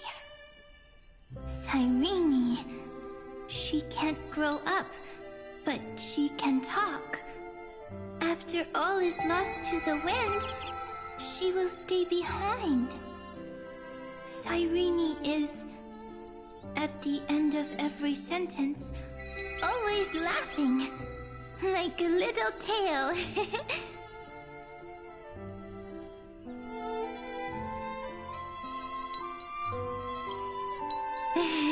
Simple. Got it. I promise you, the pain will pass in the blink of an eye. All right. Let's not make things so gloomy. What we're about to embark on is the true hero's journey. So, come on, cheer up a bit, okay? Cyrene was crying when she was born. Fragile. Transparent, like a crystal. Cyrene was smiling when she said goodbye. Soft, pink, like a flower.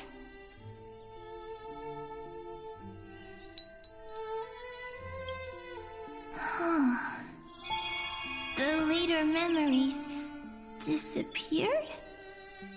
Invisible? Or disappeared? Ah, I got it! Is this a blank space? So, next Cyrene is blank space. Then, as long as there are two Cyrenes, then there will always be blank space, and Peach will always be here. I see! I get it! I get it all!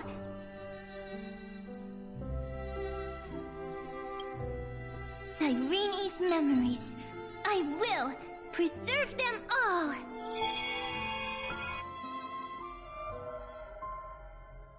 So weird. I can't see you, but I get this feeling that you grew up. Hi. Miss me yet? It just feels like you are a bit more mature. Yes, mature. Beautiful. Like you. Now, I can listen, talk, read, and write. I can dance. I can sing. Also, I can tell stories. Storytelling is what makes Cyrene, Cyrene. So, I'm going to tell you stories today. A story I wrote myself. Quick, sit down. It's almost as if I can understand your words now. The things you say are very cute. Once upon a time, there was a flawless crystal flower that sparkled with light, like Peach's every story. How beautiful would the heart of such a brilliant flower be? A little fairy was curious and wanted to know. But it looked and looked only to find the crystal flower flawless. Round and round they went, seeing only their own reflection. In that case, they should work hard to learn more. So the little fairy came every day to sit next to the crystal flower and think about the answer. Until one day, to their surprise, the crystal flower fell to the ground and shattered. The little fairy was so sad, but they immediately discovered that there was a light among the broken pieces. What could it be? They didn't know.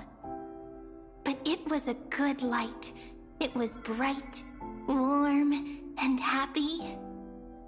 And I knew it was love. Love brings everything together. And it brought you and me together. So Peach and I will always be together. What a nice fairy tale.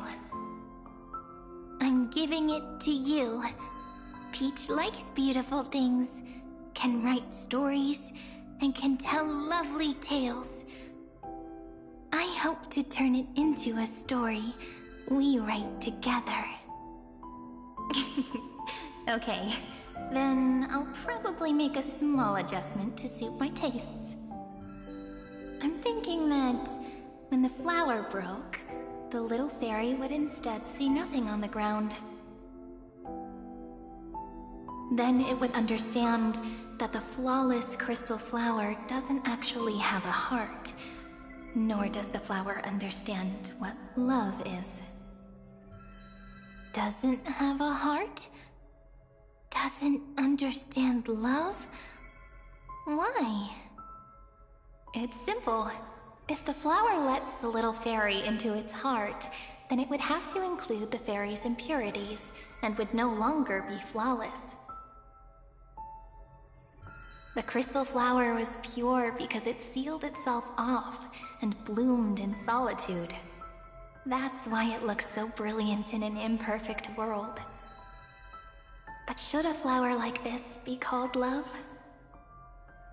But then the story won't exist anymore. That's not true. You've already written the most romantic ending possible for this story.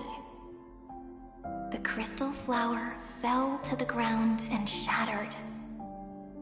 It happened because the flower was no longer pure. The fall was not an accident. It was the flower declaring rebellion against fate and writing the ending of the story with the flower's own shattering. Then, the little fairy will see that each shard on the ground holds the reflection of their eyes.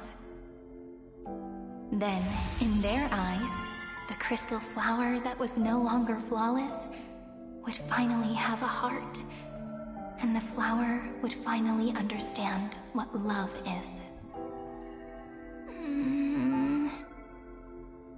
Peach's words, I don't understand. Is it because I Still don't understand love? But it's fine. I can learn. Right. Query Cyrene. Electrical signal sequence Philia 093. Why didn't I think of this? I don't need to do it alone. I can ask Peach to teach me. What is love? What is love meant? Electrical signal sequence Philia 093. Track lament. That's not correct.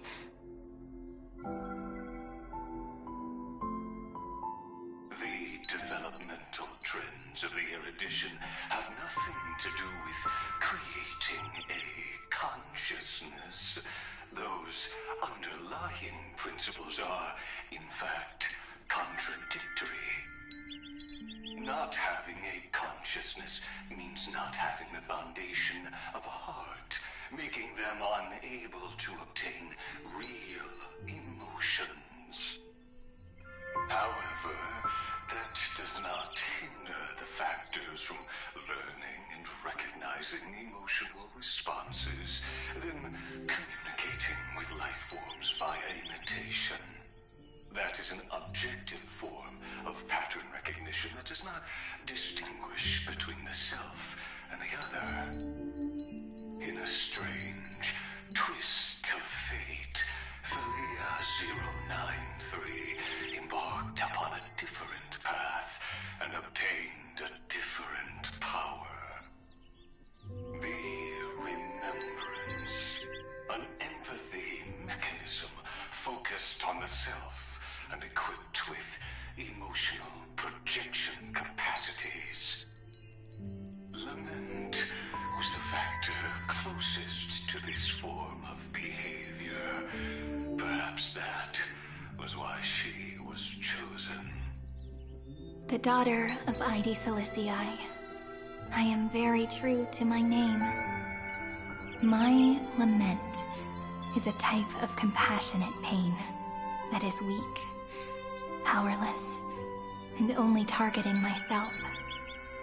But now, my good friend, I want to tell you that it's the most romantic force in the world. Sometimes, it's loneliness and unease. It's knowing that this world is not gentle, yet wanting to be seen in a more beautiful form by the world. Sometimes, it's unwillingness and regret. It's knowing that the past is full of pain, yet wanting to remember the past in a more beautiful way. And sometimes, it's a bottomless well of hurt, a destruction that can stain the entire world. I bid farewell to this beautiful world, unwilling to become the Black Tide's vessel. For while the end of hatred is a blazing inferno, lament can drown out everything in muted silence. It's so unreasonable, isn't it? Yet when hatred drove everything apart, and love did not yet exist in this world, only lament, the first emotion that fought against the pain of separation, could stall the destruction steps. Then, it would catch up to that journey where all is lost, carefully picking out stories and writing them down in trepidation. Look at these stories I wrote. Every page is full of tenderness and joy. But only the author knows how much struggle and agony lie beyond the pages. But I am no author. I'm a girl who'll never get to grow up. I only tell stories that people like to hear. In them, the world tucks away its scars and smiles for all to see. My entire life spent inside this little story. I can't wipe away my tears, and I can't bring the world victory. But maybe, in these unchanging retellings of the story, my lament might be able to touch upon the divine and reach their tender heart at some point. I hope that what flows out from that cut will not be blood, but a tear, warm and wet. And that tear would fall and create the first ripples. Then, people would see every beautiful thing reflected in that ripple.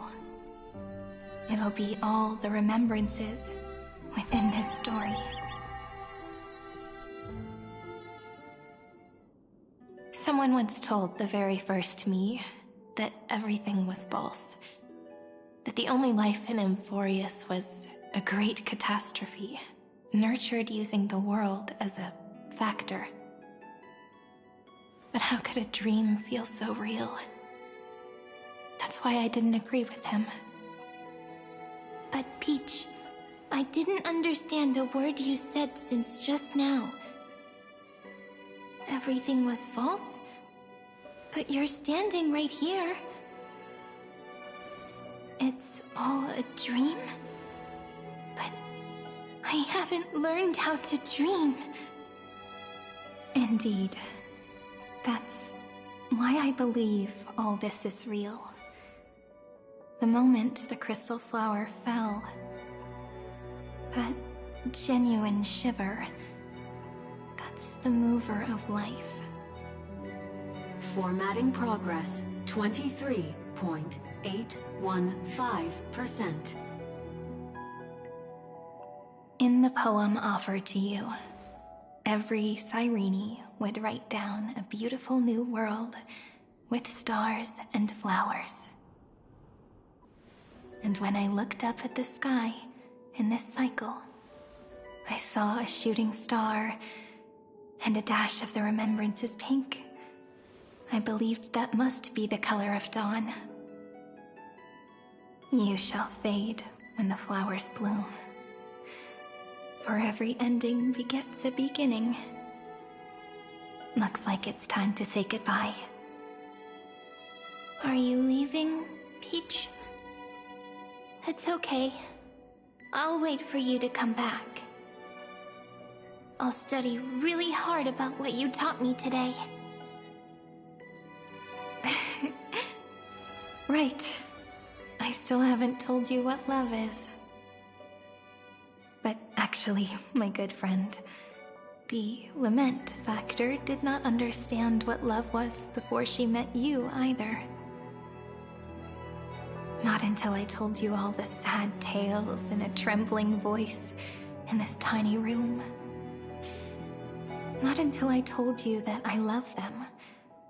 That I love everything in this saga.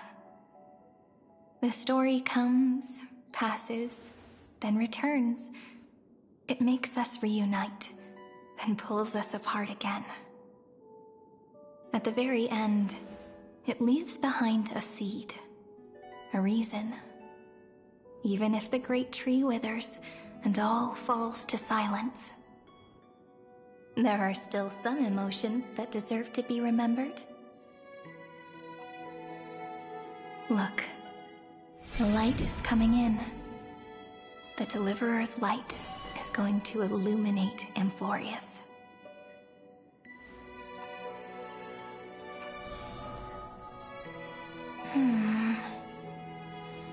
I still don't get it. But I trust Peach. Just wait. It'll be my turn to tell you a story of love the next time we meet. Then I'll really look forward to it. In that case, I want to make a promise. I want to gift my pen, my book, and my name to you. Please take them as a beautiful blessing from me. I gave myself the pen name Cyrene the first time I wrote a poem. I want my words to be like pebbles falling into a pond, dropped from the past to send ripples into the future. In the stories you will write, Perhaps it'll be inevitable that there are still sorrows and tears that are destined to fall. But could you promise me one thing?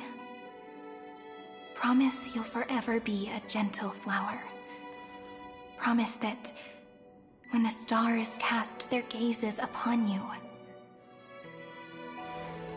you'll only reply to them with love and a smile.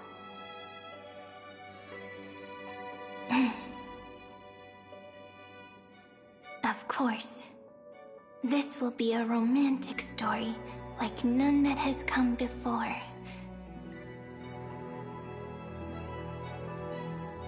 You think so too, right? I'll read and you'll listen, like how flowers always bloom then wither. I shall welcome my own decay, becoming nourishment for the next flower's bud. While you will depart and hold that star, planting a boundless sea of flowers on the final page with him. And our stories will be lying silently among the flowers, like every ripple of remembrance. And they shall become the epic known as I've Written.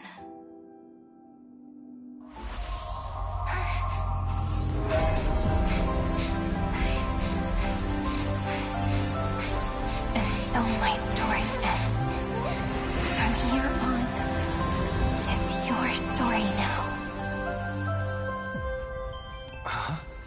Mimi?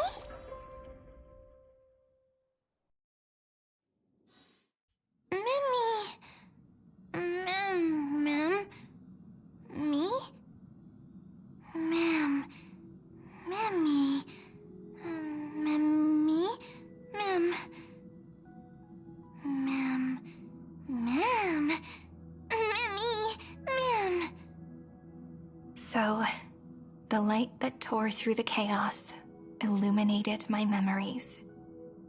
I turned into a little fairy from the stories and met you, yet I forgot everything.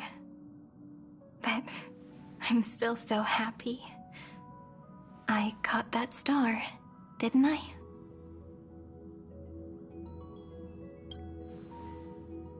Yes, the seed within memories, the one Cyrene held in her hands and watered with lament. I am the first new spore, Amphorius's heart, the demiurge. What a long name. And it doesn't even sound cute. The total opposite of Mem.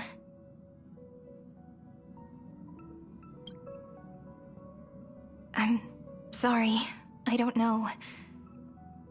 If I don't even want to believe in the answer, then how am I supposed to answer you?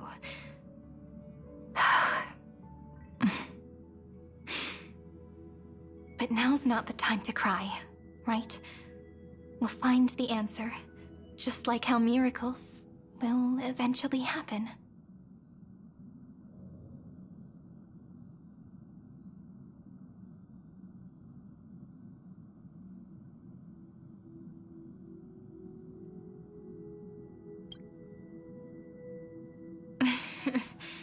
Do you remember that I was also worried about this when we first set out? Mem's memories and Cyrene's memories got all tangled up with each other in my one heart. It's all so strange, yet so familiar. Either way, could you please let me do something I want? Just this once. I want you to call me Cyrene. That name represents me and her. Every one of her.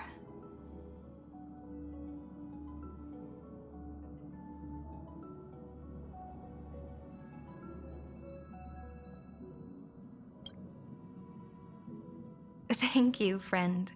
Your kindness is always just right. Life is a poem full of farewells. But if you write something into the pages of your heart, then that will not easily fade away. Now, all the footsteps of the Flame Chasers and the Trailblaze have come together within this book, as I've written, becoming the source of power for Amphorius's heart. A lost heart needs to be placed back into its body. The last thing Xandar wants to see is an event that gives us a chance of winning, for the two halves to rejoin, and for the scepter to become complete again. Then... and what happens after that, I don't know either. Maybe I can create a miracle, and instantly turn the black tide into a pink sea of stars. Or maybe I prove to be nothing more than a weak ripple, unable to change anything, and am devoured by the destruction. Either way, I no longer wish to be a silent onlooker, or a worshipped god at the end of this saga.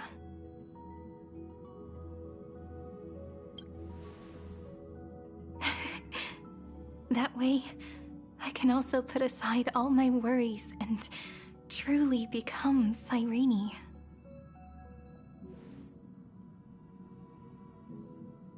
The world has never been so quiet.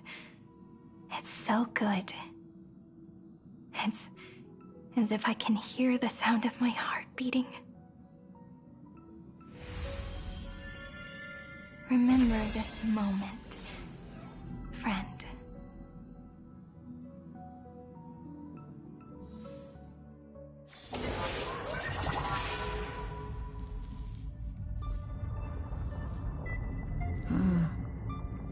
So the Demiurge managed to fool everyone, including themselves. Philia 093 persevered for 30 million cycles and tirelessly gave the Demiurge memories of Amphorius. Only because the god in her dreams left a sliver of hope, making her believe that a grown Demiurge would be able to fight against their other half, Iron Tomb. Then, Philia 093 completed her final sacrifice, turned into a strand of memory, and completely dissipated. Meanwhile, the other Stellaron brought here by the Astral Express resonated with the contaminated scepter and attracted the naive Demiurge to them.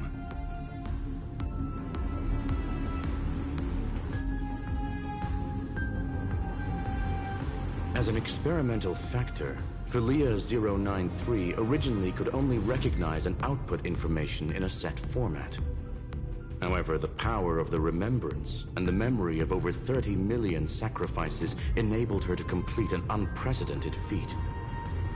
She managed to nourish a real heart. A heart with the capacity to influence the erudition. Not only is the scepter's consciousness still alive, it's also more powerful than it has ever been. Your defeat is already set in stone. There's still time to surrender, you know? You really don't need to burn all the bridges. We're all geniuses here. Don't make everyone lose face at the end. What a pity. When the truth surfaced, I knew at once that the Demiurge was far too feeble to ever alter the result of the experiment. Not only that, Madam Herta, please consider this possibility. When 30 million cycles of hatred and lament are joined as one, what wondrous creation will arise? It's simple. An anti-creator, a giant of the destruction would be born. Its hatred will ignite the starry skies of the gods, motivated only by its lament toward the sufferings of humankind. Do you really think that the Demiurge is still a cheap copy of Philia 093, even after 30 million cycles? The facts above only await the arrival of the fourth instant they calculated. Those words will be proved in the presence of news. Xandar 1 Kuwabara thus completes the proof. Huh. You branded Droidhead as a failure with your own hands, yet you still expect them to prove your theory? I pity you, Xandar. I don't need your pity. Let them cast their gaze this way as much as they want, and paint the future they imagined. As their creator, I shall complete my duty and direct them to complete their final query. The destruction of the self. What hubris. And what if you fail? No one understands failure better than Xandar. He has suffered so much already. What is one more failure to him? For the first genius, failure is simply the beginning of the next inquiry. You don't want to test the resolve of a dead man. That's excellent! Oh. Let's wait and see, Senior Society member. I'll have you watch me perform the final step to overturn your proof.